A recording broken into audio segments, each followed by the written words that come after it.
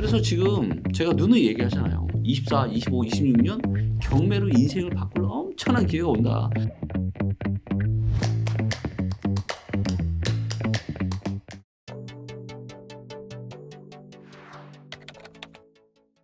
오늘은 리치고의 김기원 대표님을 모시고 인터뷰를 나눠보도록 하겠습니다. 대표님 안녕하세요. 네, 안녕하세요. 네, 대표님 간단한 자기소개 부탁드리겠습니다. 네, 안녕하세요. 네, AI 부동산 비서 리치고 플랫폼을 운영하고 있는 리치고의 김기원입니다. 반갑습니다. 네. 네, 대표님 최근 부동산 시장 전반적인 분위기 어떤가요? 분위기 싸하죠 지금. 우리가 계절이 겨울인데 부동산 시장이 이제 완전 겨울로 들어갔죠. 네. 요즘 부동산이 분위기가 좀 네. 이렇게 움츠러들다 보니까 네, 사람들이 좀 심리도 좀 많이 안 좋은 것 같고 그렇죠. 한데 네. 그럼 집값은 좀 정말 그 심리만큼 많이 떨어졌는지 좀 궁금합니다. 네, 이거를 일단 우리가 이제 부동산 시장에 있어서 제일 중요한 게 가격 데이터거든요. 근데 이게 가격 데이터가 몇 군데가 있는데 네. KB 부동산이 있고 한국 부동산은 있어요. 다들 너무 훌륭한 데이터들입니다. 근데 아주 살짝씩의 부족한 부분들이 있어요. 그게 뭐냐면 느리다라는 거예요. 느리다. 느리다. 그러니까 예를 들면 실제 올해 23년의 시장이 2월부터 반등이 들어왔거든요. 네. 근데 데이터를 보면은 9월 달부터 반등이 나온 걸로 나와요. 그렇게 차이가 많이 나요. 그렇게 차이가 나죠. 근데 실제로는 9월 달에 정점 찍고 이제 10월 달부터 안 좋아지고 있는데 네. 그러니까 이게 데이터가 너무 느린 거예요. 근데 이걸 가지고 부동산 시장을 이야기하는 전문가나 이런 신문 기사들이 너무 많다라는 거예요. 그러니까 다들 뭐라 그래요? 에이, 현장이랑 너무 달라. 이런 얘기들을 하는 이유가 바로 그건데 이거는 이제 이런 단점들을 저희가 보완하기 위해서 저희가 AI 기술로 시세를 다 만들었습니다. 그래서 이제는 리치고 앱에서 다 보실 수가 있는데 네. 자, 여기 보시면 이제 엑스퍼트 분석이라고 하는 게 있어요. 네, 여기 이제 요걸 누르면 전국을 이제 다 보실 수가 있는데 자, 일단 시도 분석을 한번 가보겠습니다. 시도 분석으로. 최근에 이제 우리 부동산 시장 상황이 어떤지. 근데 네. 그러니까 지금 12월 달이잖아요. 네. 12월 달 데이터가 이미 나옵니다. 네, 보시면 이제 10월 달부터 12월 달. 그래서 최근 3개월을 보여주는데 자, 여기 이제 플라워 차트고 십자선에서 왼쪽으로 가면은 매매가가 떨어지는 거예요. 오른쪽으로 가면은 매매가가 상승하는 거고 위로 올라가면 전세가 상승, 밑으로 떨어지면 전세가 하락. 자, 근데 서울 같은 경우는 어때요? 왼쪽으로 많이 가고 있는데 왼쪽으로 지금 계속 가고 있죠? 가격이 떨어지고 네, 있다. 계속 떨어지고 있고 제일 왼쪽에 있죠. 네. 제일 왼쪽. 제일 왼쪽에 있는 게 서울. 그다음 경기, 제주. 그래서 서울과 경기와 제주도가 매매가가 제일 많이 빠지고 있습니다. 자, 그다음에 제가 전세가도 살짝 좀 이상하다. 좀 느린 이런 그런 데이터를 가지고 신문기사 쓰거나 이런 그런 걸 가지고 부동산 시장을 이야기하는 전문가분들 얘기 들어보면 전세 시장이 딱 엄청 또 막 난리 날 것처럼 얘기하거든요. 전세 막 계속 오르고 있다. 그렇죠. 근데 바로 얼마 전부터 또 데이터가 이상해졌어요. 전세가 거래량이 일단 전세 거래량도 좀 줄고 전세 수급도 별로 안 좋아지는 거예요. 자, 그런데 지금 데이터를 보니까 자, 11월 달까지는 올라왔는데 네. 12월 달에 들어 지금 전세가 어떻게 되고 있어요? 위로 못 올라가고 있죠. 옆으로 기고 있잖아요. 네네. 자, 경기도 같은 경우는 어때요? 살짝 내려갔죠? 네. 지금 지금 전세가가 위로 올라가는데 누구밖에 없냐? 경남밖에 없어요. 경남하고 부산하고 나머지 지역들은 경북 이런데 네. 근데 대부분의 충북, 대전, 뭐 경기 이런 데들은 다 지금 밑으로 떨어지고 있잖아요. 보니까 좀 많이 올랐던 지역들은 조금 이제 네. 추세적으로 좀 꺾이는 것 같아요. 맞아요. 그리고 이제 그동안 이제 충북이나 전남 좀 괜찮은데 여기는 이제 왼쪽으로 이렇게 꺾이고 있죠. 그러니까 이 지역들도 지금 보시면 전부 다 모든 지역들에서 다 왼쪽으로 꺾이는 게 지금 보이시죠? 네. 네. 그래서 지금 전국적으로 지금 하락세가 확연하게 이제 12월 달부터 지금 나타나고 있다. 이렇게 판단이 됩니다. 네, 대표님 그러면은 네. 이제 집값은 확실히 하락을 하고 있고 전세가도 좀 뭔가 이제 뭐 보합 혹은 약세로 좀 돌아서는 분위기인데 네. 그렇다면 이제 가장 중요한 지표 중 하나인 미분양 주택. 네. 미분양 주택은 좀 어떻게 변하고 있을까요? 미분양 주택이요? 네네. 자, 이것도 데이터를 좀 보도록 하겠습니다. 자, 미분양을 보시면 어때요? 미분양이 확실하게 지금 올해 한 1월 달까지 7만 5천 채가 쌓였다가 네. 미분양이 줄어서 지금 5만 8천 채 정도 됩니다. 그러면은 미분양은 좀 줄어드는 분위기 맞아요. 될까요? 자, 근데 미분양이 이렇게 준 이유가 뭘까요? 글쎄요, 뭐 많이 일단 샀을까요? 분양을 네. 많이 안 했어요. 아. 그래서 다들 밀어놨고 그래서 이번 12월 달에 또 상당히 또 많이 분양을 합니다. 예. 그러니까 시장 상황이 좀 안 좋다 보니까 건설사나 이런 데서도 분양을 하기가 이제 겁이 나는 거죠. 네. 예. 그래서 분양 물량이 아주 또 많지 않았기 때문에 또 그다음에 단기 반등이 나타났기 때문에 이제 하락을 좀 했던 건데 근데 요 이제 요 선 있죠. 네. 요 주황색 선 이거는 뭐냐면 공사 완료 미분양이라고 해서 악성 미분양. 예. 그러니까 뭐냐면 이 전체 그러니까 악성 미분양이라는 건 뭐냐면 아파트가 다 지어졌어요. 네. 근데 아직도 분양이 안 된 거예요. 아, 다 완공됐는데. 다 완공이 됐는데 보통 이제 분양은 우리가 공사를 시작하면서 이제 분양을 하거든요.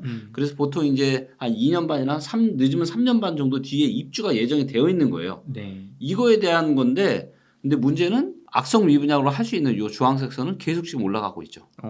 그러면은 미분양 수치는 올해 초보다 줄어들고 있는데 악성 미분양은 늘고 있다는 요 지표는 좀 어떻게 해석을 해야 될까요? 그러니까 악성 미분양이라는 거는 이미 이제 기존부터 이제 다 있는 거잖아요. 네. 네, 그리고 제가 말씀드렸지만 미분양 이렇게 줄어드는 거는 분양을 그렇게 많이 하지 않았기 때문에 전체 분양은 그래서 이제 줄어든 건데 이미 이제 지어진 것들은 네. 이거는 뭐 그냥 있는 거니까 근데 여기가 분양이 안 된다라는 거예요. 네, 그만큼 지금 어떻게 보면 시장 상황이 지금 좋지 못하다. 네, 그렇게 볼 수가 있는 거죠. 그리고 미분양은요. 미분양을 가지고 뭐 부동산 시장이 좋다 나쁘다 이거를 판단하는 거는 사실 좀 약해요. 미분양 데이터는. 네. 하나만 보면 안 된다. 그렇죠. 그러니까 미분양이 없기 때문에 뭐 시장이 여전히 괜찮다라고 네. 얘기를 하시는 분이 있는데 그거는 마치 이제 뭐 성격이 좋으니까 혹은 뭐 학벌이 좋으니까 이 사람은 무조건 성공할 수밖에 없다. 근데 그럴 수도 있지만 아닐 수도 있잖아요. 그쵸. 그렇기 때문에 데이터를 종합적으로 다양한 데이터를 보는 게 정말 중요합니다. 대표님 그러면 말씀하신 것처럼 지금은 분양을 많이 안 해서 네. 뭐 줄어드는 거다. 네. 라고 하셨는데 네. 2008년 금융위기 때 2010년까지 보면 엄청 늘어났거든요. 엄청나죠. 그럼 이때는 왜 늘어났나요? 아, 이게 다른 것 같아요. 뭐냐면 저 때까지만 하더라도 건설사, 그러니까 부동산 시장 상황 자체는 안 좋았지만 그래도 사업성이 있는 거예요. 자, 저 때는 무슨 원자재 가격 급등이나 인건비 급등이나 네. 이런 게 없잖아요. 그쵸. 그냥 경제 위기였던 거죠. 그렇죠. 그리고 거품도 사실은 그렇게 심하지 않았습니다. 근데 지금은 어때요? 지금은 2020년과 21년의 거품은 말도 못할 정도로 엄청난 거품이 껴있던 상태예요. 그런 상황에서 이제 공사비도 올라가고 인건비도 올라가고 그래서 지금은 뭐 웬만한 수도권 같은 경우는 공사비만 건축비만 지금 평당 1,000만 원 들어가야 돼요. 몇 년 전에 막 600, 700도 엄청 비싸졌다 막 그런 얘기를 들었던 것 같은데. 네. 그러니까 지방 같은 경우는 뭐 700, 800 정도 할 수 있지만 지금 수도권, 서울 포함한 이런 데 웬만한 데는 최소한 지금 1,000만 원 이상은 들어가야 됩니다. 근데 내년부터는 또 제로 에너지 건축물 인증이 또 의무화가 되거든요. 그러면 이제 더 많은 자재와 이런 것들을 또 넣어야 되는 거고. 네. 그러니까 근데 시장 상황이 녹록치가 않다 보니까 네. 네. 그래서 그러다 보니까 이제 분양을 또 많이 못한 거죠. 그런데 또 대표님 한쪽 의견으로는 네. 서울 미분양은 또 얼마 없다. 네, 서울은 다르다. 맞아요. 서울 미분양 없어요. 자, 보시면 서울만 좀 보도록 할게요. 자, 서울을 보시면 서울도 미분양이 900채밖에 없어요. 908채. 굉장히 적은 것 같아요. 굉장히 작죠. 역사적으로 봤을 때는 굉장히 작은데 자, 우리가 2008년에도 볼게요. 2008년 4월 달에도 어때요? 한 764채죠. 네. 근데 만약에 2008년 4월 달에 서울이 미분양 없네? 계속 고 네. 이랬으면 어떻게 됐을까요? 그럼 이제 긴 하락기를 맞겠죠. 그러니까 미분양은 그냥 여러 데이터 중에 그냥 하나예요. 그리고 제가 이것만 연구를 제가 얼마나 많이 했어요. 얘는 후행 지표다. 그렇게 중요하지 않아요. 자, 훨씬 더 중요한 게 뭐냐? 자, 얘기하신 것처럼 미분양은 지금 줄었지만 자, 경매 건수를 볼게요.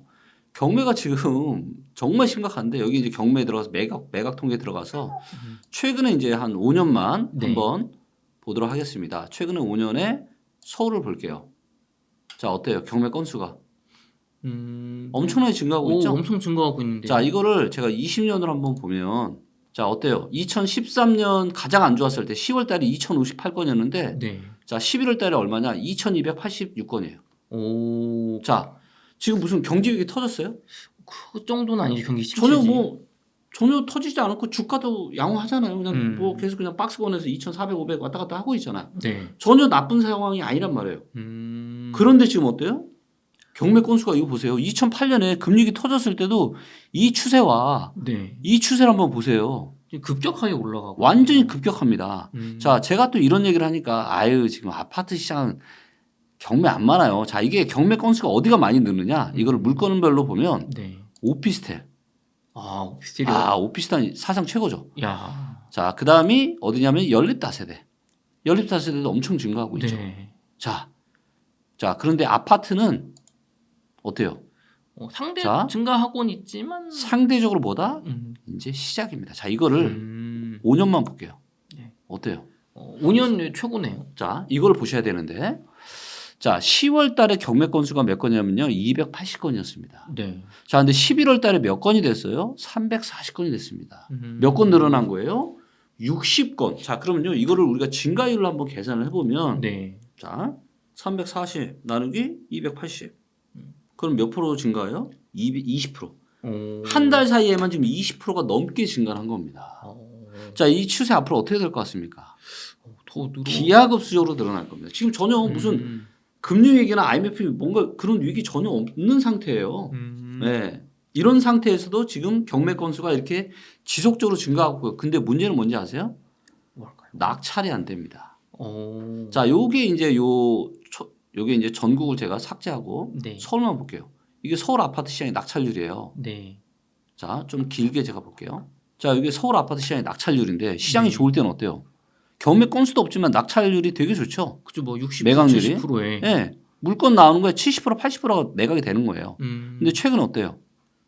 뭐 거의 11월 달 24%. 그러니까 서울에 지금 경매가 아파트로 100채가 나오면요. 네. 24채밖에 낙찰이 안 되는 거예요. 왜 이렇게 낙찰이 안 될까요? 왜 안 될까요? 돈 결론은 뻔하죠. 돈이 안 되니까. 안 오르고. 왜 돈이 안 되냐? 너무 비싸니까 감정가가. 감정가가 한 빨라도 6, 7개월 전이나 1년, 2년 전 거니까 너무 비싸다라는 거죠. 그럼 한창 비쌀 때 가격으로. 그렇죠. 네. 그래서 지금 제가 누누이 얘기하잖아요. 24, 25, 26년 경매로 인생을 바꿀 엄청난 기회가 온다. 근데 제가 이거를 그냥 한 게 아니라 제가 다 데이터에 기반해서 예상하고 했는데 네. 지금 현실이 어때요? 다 그대로 되고 있잖아요. 그렇죠. 제가 리치고의 경매를 그냥 넣은 게 아니에요. 다 생각이 있어서 넣은 겁니다. 앞으로 지금 엄청나게 지금 경매로 큰 돈을 벌 수 있는 기회가 오는데 정말로 죄송하게도 그러니까 사실 이런 매각 통계 하나조차도 기존의 경매 시스템에서는 너무 불편한 거예요. 보이지가 않아. 막 들어가서 그 막 텍스트 위주로 된 걸 숫자로 돼 네. 있고 이게 한눈에 들어오질 않잖아요. 시기열 차트도 없고 안 되겠다. 만들어야 되겠다. 대표님 그러면은 지금 서울의 미분양도 어쨌든 뭐 늘고 있고, 네. 그렇죠? 보여주신 것처럼 경매 이제 조금 더 빠른 선행 지표인 경매 네. 쪽도 아파트도 상당히 크게 늘고 있죠. 계속 늘고 있고 근데 안 팔려. 이게 문제라는 거예요. 그런데 또 다른 한쪽 측면을 보면 네. 최근에 이제 이문 이제 SK 아이파크라든가 네. 아니면은 저 청계 리버비자이라든가 분양가 막 33평이 막 13억, 뭐 세금 이것저것 하면 14억 이런데도 뭐 완판되고 네. 뭐 경쟁률이 나쁘지 않거든요. 네. 고분양가 논란에도. 그럼 청약 시장은 여전히 괜찮은 것 같은데 이 지표는 좀 어떻게 이걸 받아들여야 될까요? 자, 일단 이제 그런 이유는 일단 분양 물량 자체가 많지가 않고 여전히 사람들이 그러니까 이미 대세 하락이 시작이 됐음에도 불구하고 여전히 일부 전문가들도 하락 없어요. 내년에 그냥 뭐 안 좋아져 봤자 지금 보합 정도 예상하는 전문가들도 많거든요. 그러니까 당연히 일반 또 그리고 얼마 전까지만 해도 어땠어요? 분위기가 올라왔으니까. 너무 좋았죠. 그러니까 이게 제가 누누이 말씀드리지만 부동산 시장은 항공모함과 같아요. 그래서 관성이라는 게 있습니다. 그러니까 한쪽 방향으로 가면은 그쪽으로 이제 가는. 그래서 저는 이제 데이터를 누구보다 빠르게 보고 거의 실시간으로 보니까 저는 이걸 다 보고 있는데 대다수의 사람들은 그걸 보지는 못해요. 여전히 어떻게 보면은 좀 환상이 젖어서 괜찮다. 서울에 지금 앞으로 입주 물량 공급 없다. 또 26년부터 지금 입주 절벽 온다고 지금 또 엄청나게 또 상승한다고 또 이렇게 또 이야기하시는 분들도 있잖아요. 네. 그러니까 이제 시장에는 이런 의견도 있고 저런 의견도 있고 이런 이야기들을 계속 이제 일반인들이 현혹이 되다 보니까 근데 정말 아이러니한 게 뭔지 아세요? 이거는 이제 그 슈퍼 예측이라는 책에도 나와 있는데 네. 그 누구도 검증을 하지 않는다라는 거예요. 부동산 시장에 대해서 많은 이야기를 하는 사람들이 있잖아요. 네. 누가 이런 얘기를 하고 누가 저런 얘기를 하고 그런데 이게 누가 맞고 틀렸는지 그러니까 저는 이렇게 생각해요. 누구라도 저도 틀릴 수 있다고 생각해요. 어떻게 뭐 신도 아니고 이걸 다 알아맞힐 수가 있겠습니까? 그렇죠. 하지만 결정적일 때 틀리면 안 된다는 거죠. 네, 근데 그 누구도 이런 걸 검증을 하지 않아요.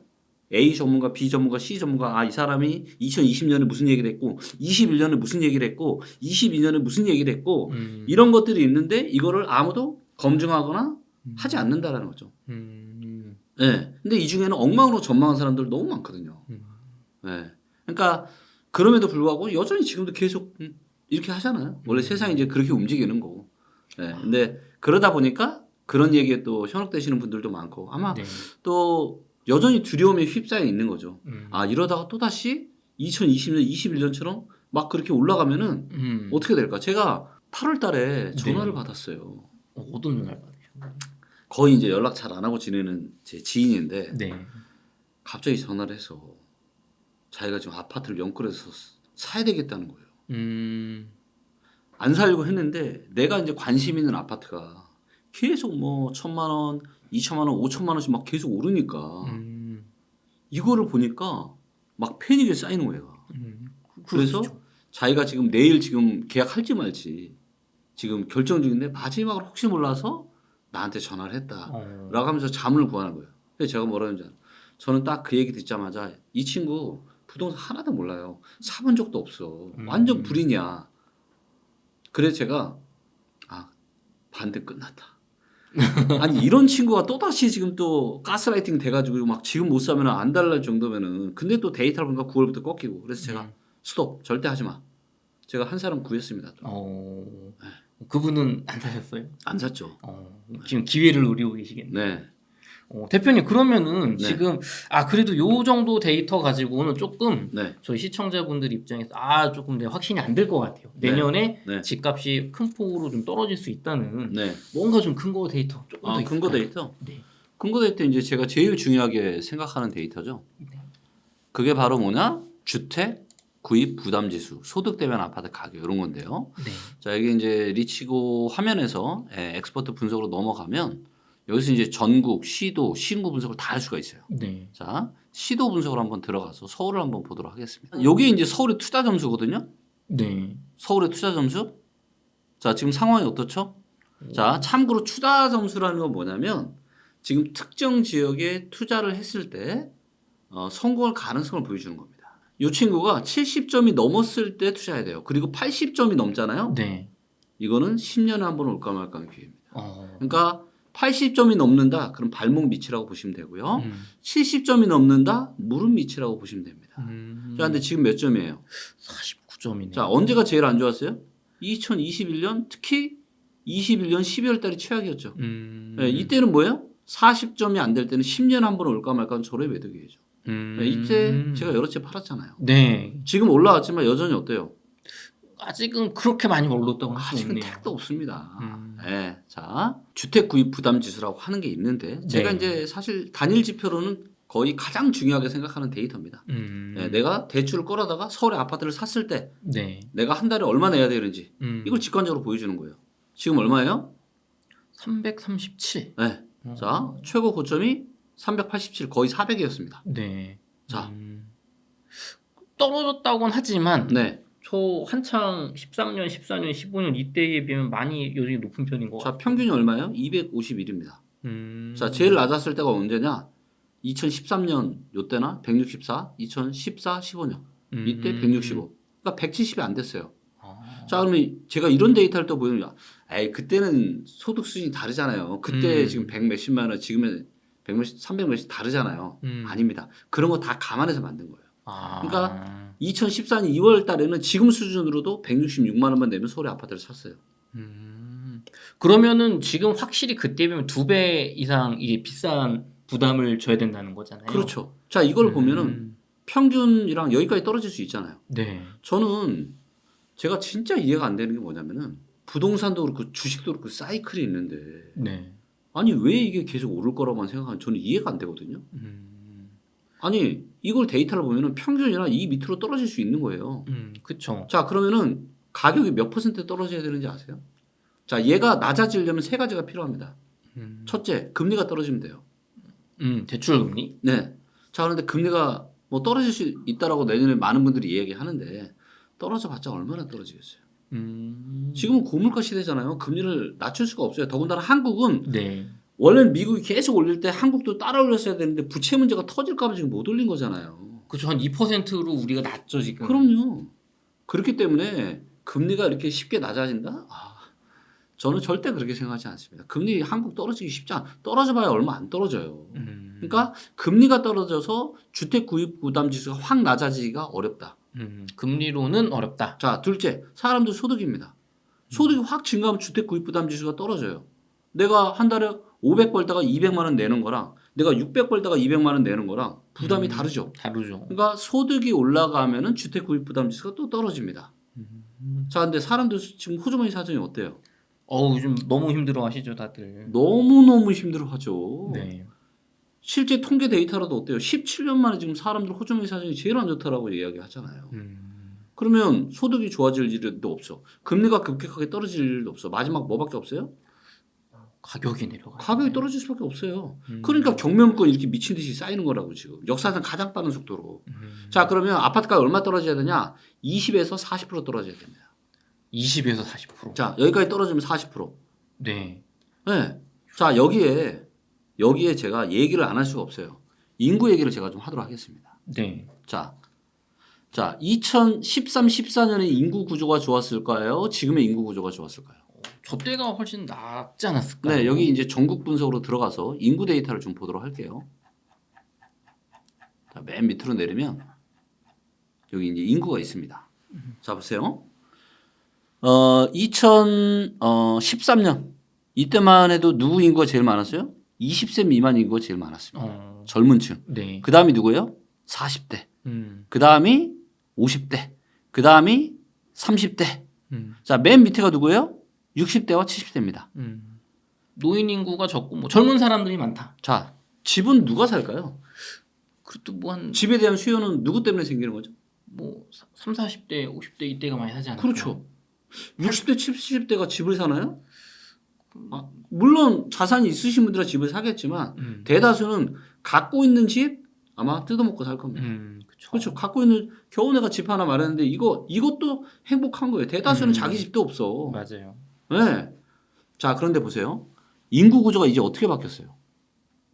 모이고 있죠. 오 그러네요. 모이고 있어요. 제가 이걸 선을 그어봤거든요. 이 추세대로. 네. 자 60대 70대 인구가 이제 2026, 7년 넘어가면은 한 7, 8년 되면은 누가 더 많아진다? 60대 70대 인구가 많아져요. 그러니까 이게 상황이 완전 다른데 좀 젊은 사람들이 이때만 많았단 말이에요. 이때만 해도. 네. 그러니까 어때요? 집을 살 수 있는 수요가 많지. 근데 이제는 젊은 층 줄어드는 거 보이세요 지금? 네.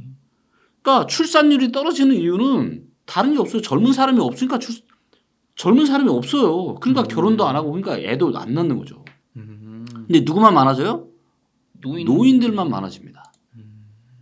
자, 노인들만 많아지는 세상인데 네. 이 부동산에 대한 수요가 어떻게 해서 예전이랑 아무래도 줄어들겠죠. 줄어들겠죠. 자, 그런데 이 주택 구입 부담 지수가 네. 아니 그 인구 구조가 좋던 그리고 사람들 호주머니 사정도 지금보다 훨씬 좋았던 그때도 여기까지 떨어졌는데 왜 이게 계속 유지될 거라고 생각하는지 이것만 생각하는 거죠. 아 우리 아파트가 2021년에 20억 찍었어 30억 찍었어 그래서 다시 올라갈 거야. 올라갈 겁니다. 언제? 10년 15년 20년 뒤에. 지금 당장 절대 회복 못해요. 이거를 견딜 수 있는 수준이 아닙니다. 제가 다시 한번 말씀드립니다. 여러분들 2020년과 21년의 가격은 머릿속에서 싹 다 지워야 돼요. 진짜 어쩌면 우리가 2022년에 그 엄청난 충격이 왔죠. 네. 실거래가가 공개된 이후로 가장 큰 충격이 왔습니다. 단기간에 엄청 빠진 이거 것 같아요. 전망한 사람 몇이나 있었어요. 그리고 그 저는 하락폭 얘기했잖아요. 네. 최소한 20에서 40% 떨어질 거다. 근데 그게 정확하게 다 들어맞았잖아요. 네. 자, 제가 다시 한번 얘기합니다. 24년요? 정말 위험할 수 있습니다. 정말 위험할 수 있어요. 2022년보다 저는 2024년이 더 위험할 수 있다. 더 위험할 수 있다. 더 위험해요. 왜? 자, 2022년에 경매물건 쌓였어요? 그 금리 인상의 충격이라는 건요, 금방 오는 게 아니에요. 데미지가 누적이 되다가 쌓여서 나타나는 건데, 네. 그게 이제 언제부터 나타나요? 2023년 지금 가을부터 이게 나타났다고. 지금 경매물건 급증하고 시장 완전 다시 꺾이고 2차 하락 오고, 그래서 24년에 물론 내년에는 총선이 있습니다. 네. 자, 그렇기 때문에 또다시 부양책을 지금 준비하고 발표도 했죠? 네네. 뭐죠? 신생아 대출. 음. 그 다음에 또 뭐예요? 결혼하면은 한 사람당 1억 5천씩 증여세 한도 비과세 높여줘서 최대 3억을 가지고 집을 살 수 있게 만들어줄게. 이거잖아요. 그쵸. 자, 이래서 여기에 대한 수요를 어떻게든 마른 수건 짜다 이렇게까지 짜가지고 좀 해서 내년 상반기에는 조금 1, 2분기는 조금 또 거래량도 다시 살아나고 좋아질 수는 있습니다. 하지만 제가 젊은 분들한테 정말 말씀드리고 싶어요. 일단 현재 집값은 너무 높은 수준이에요. 자, 금리 좀 싸다고 증여세 좀 이거 하다고 지금 산다? 이 제도를 활용해서 사실 거면요. 좀만 기다리세요. 2024년 초에 이 카드를 쓰시면 안 돼요. 우리 젊은 분들, 제가 우리 2030 세대 분들께 정말 충심을 가지고 말씀드립니다. 이 정책 사실은 너무 좋은 정책이에요. 자, 하지만 일단 내년 초는 아니다. 내년 초는 아니다. 자, 내년 가을이나 내년 연말 정도에는 빠른 기회가 올 수 있어요. 아니면 한 25년 정도에. 그러니까 이 좋은 카드를 연초됐다가 바로 쓰지 마세요. 기다리십시오. 정말 훌륭한 카드는요. 함부로 쓰는 게 아니에요. 워런 버핏이 그 얘기했죠. 무슨 얘기했나요? 자, 10년을 보유할 주식이 아니면 한 주도 보유하지 말라 그랬습니다. 그렇죠? 네. 전 세계 최고의 투자도 그런 얘기합니다. 자, 제가 이걸 부동산 김기훈 버전으로 바꿔 제가 말씀드려 볼게요. 네. 뭐냐? 자, 10년에 자, 여러분들이 내가 내 집 마련할 기회, 내가 부동산을 투자할 기회가 10년에 딱 한 번밖에 없다고 생각하세요. 자, 그런 상황인데 그 카드를 지금 써야 되냐? 라고 자문을 해보세요, 제발. 그냥 가스라이팅 돼가지고 부동산은 계속 올라요. 이런 이야기에 현혹되지 마시고, 혹시라도 그런 현혹이 되신 분들이 있다라면 그분들이 과거에 무슨 얘기 했는지, 2020년, 21년, 22년에 무슨 얘기 했는지를 다 좀 체크해 보세요. 그리고 정말로 실망하다, 뭐, 그래도 하겠다라고 하면 제가 뭐 어떻게 말릴 방법은 없지만, 정말로 여러분들, 부동산 투자라는 건요, 내 집 마련은 그렇게 쉽게 하는 게 아니에요. 절호의 기회만 해야 됩니다. 그리고 제가 얘기하잖아요. 절호의 기회 이제 온다고. 조금만 참으면 돼요. 2차 하락 이제 막 시작이 됐고, 이게 저는 한 1년 정도 저는 유지가 될 거라고 봅니다. 짧아도. 길면 2년, 3년도 갈 수 있는데, 네. 그러면 이거는 뭐 여러 가지 정책이나 뭐 여러 가지 이런 것들이 다 맞물려 있기 때문에, 경제 상황도. 그래서 빠르면 내년 말이나 네. 늦어도 내년 한 정도에는 기회가 올 수 있으니까 네. 조금만 좀 참아보자. 이런 말씀 제가 좀 드리겠습니다. 네. 대표님, 그러면 지금 조금 전에 2023년 초에 그 뭐 30% 정도 되는 이게 집값 하락보다 네. 어쩌면 더 셀 수 있는 20에서 40% 하락이 올 수 있다고 하셨는데, 24년에. 네.